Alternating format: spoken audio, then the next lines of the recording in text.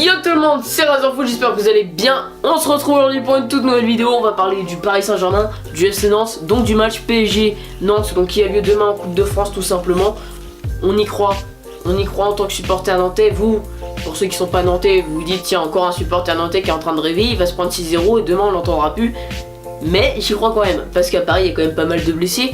Je vais directement vous les citer: Di Maria, Neymar, Cavani, Thomas Meunier. Et il y a également deux joueurs incertains, je crois, Julian Draxler et Dani Alves. Donc c'est quand même des assez bons joueurs qui devraient ne pas être là tout simplement pour le match de demain. Nous, on a tout notre effectif qui est là, qui est prêt.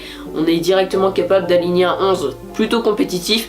Je pense que face à Paris, il faut quand même plutôt jouer la défensif. Comme on avait fait au match aller, on les avait bien gênés. Ils avaient marqué sur leur seul tir cadré du match. Et là, je pense qu'on faut faire à peu près la même chose, une défense assez solide et un milieu organisé qui va permettre tout simplement d'aider la défense à défendre sur l'espace et au centre. Parce que Paris, voilà, avec Mbappé devant, ça va également très vite en attaque. Ils ont tous des bonnes frappes et je pense que leur point fort aussi à eux, c'est la contre-attaque. Donc je pense que si justement c'est nous qui essayons de plus d'avoir les contre-attaques et qu'on défende assez bas, ça limitera leur contre-attaque à eux. Et dans ces cas-là, on pourra les gêner comme on avait fait tout simplement au match aller. L'idée est bonne. Au niveau des performances, Paris s'est quand même plutôt bien relevé de sa remontada face à Manchester United. Mais faut pas oublier qu'ils sont quand même, malgré tout, encore maudits avec les coupes cette année. Ils se sont fait éliminer par Guingamp en Coupe de la Ligue. Donc je pense qu'on est capable de les battre en Coupe de France.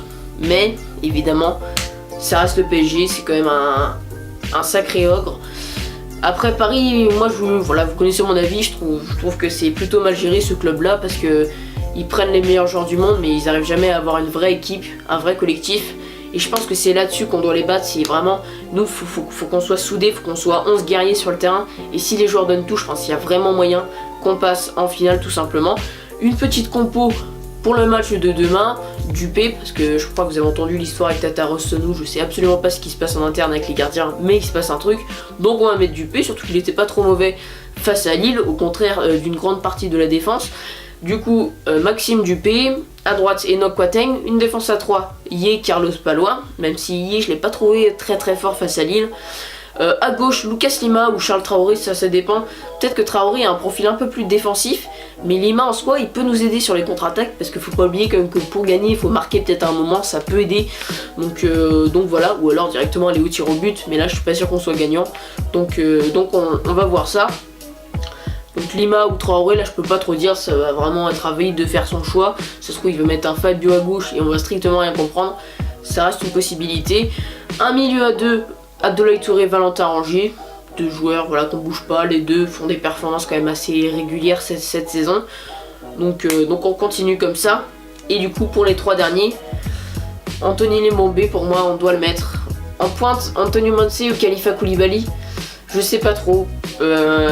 Je penserais plus quand même à Khalifa Koulibaly, parce que il reste quand même sur un but face à Lille. Et c'est quand même un joueur qui, ça fait plus longtemps qu'il joue avec le FC Nantes. Il se connaît un peu mieux en quelque sorte avec les autres joueurs. Donc voilà, puis Anthony Lemombe, vous connaissez mon avis sur ce joueur là. Je suis très déçu qu'il n'arrive pas vraiment à s'imposer au FC Nantes. Je suis sûr qu'il a énormément de talent. Et à droite, vous connaissez également mon avis sur ce joueur, Gabriel Bosquillas. Lui, je veux voir dans tous les 11. J'étais évidemment encore déçu quand j'ai appris qu'il jouait pas face au LOSC. Donc voilà, à peu près ma compo. Je pense qu'à Paris, avec les absents, ils vont devoir un peu composer. Il y a des chances qu'on voit Eric Maxime Choupo-Moting, mais il faut faire attention, parce que Paris reste quand même sur des victoires, même si en général c'est 1-0 ou c'est jamais des grosses roustes comme ils mettaient avant. Ça reste quand même une équipe assez forte. Leur défense est quand même un peu plus consolidée que par rapport à la première partie de saison. Donc on verra bien comment ça se passera. Donc voilà, j'espère que cette petite vidéo vous aura plu.